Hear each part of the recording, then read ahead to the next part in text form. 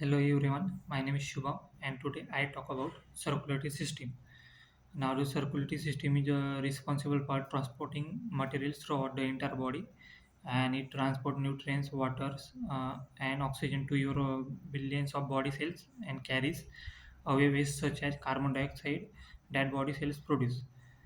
And the components of circulatory system is heart, blood vessels, in vessels that is arteries, veins and capillaries. Now the circulatory system, the oxygen is the gas needed for respiration and is transferred to the body cell. And the circulatory system carries two types of blood, that is oxygen rich blood and oxygen poor blood.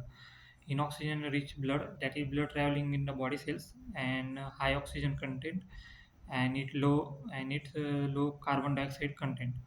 In oxygen poor blood, that is blood traveling away from the body cells and low oxygen content and high carbon dioxide content.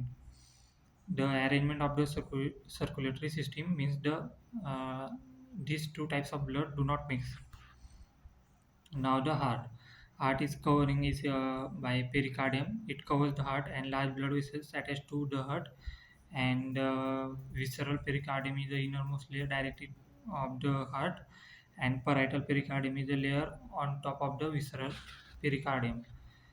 Now the pericardium is a protective sac of connective tissue and it surrounds the heart filled with fluid.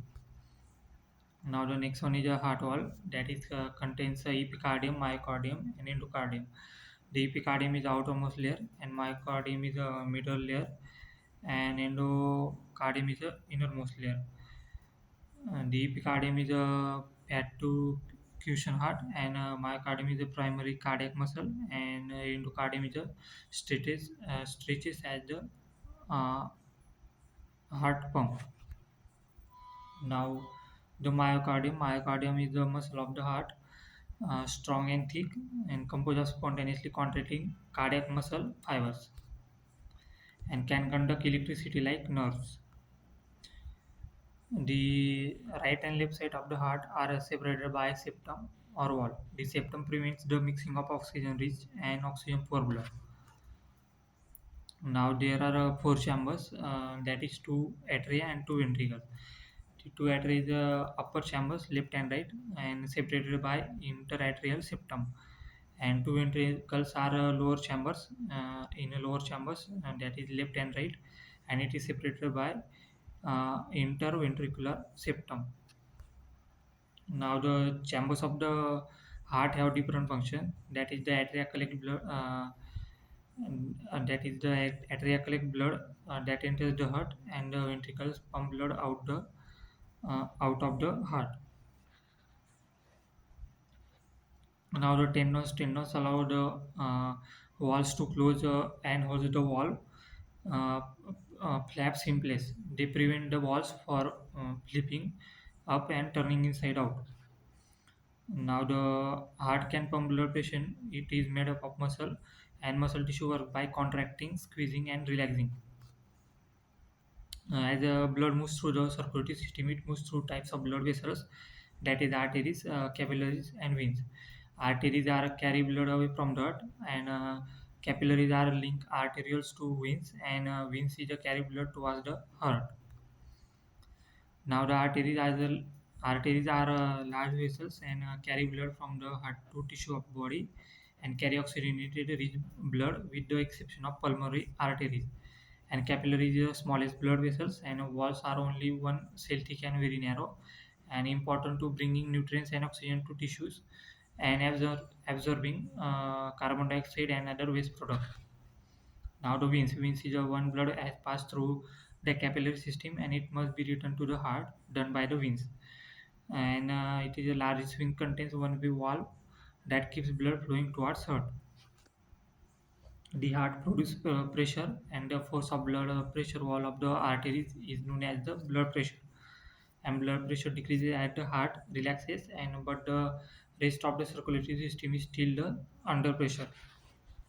Now the next one is blood. Blood is it contains an average of 4 to 6 liters in body, and it contain about a pint of blood of every 15 pounds of body weight.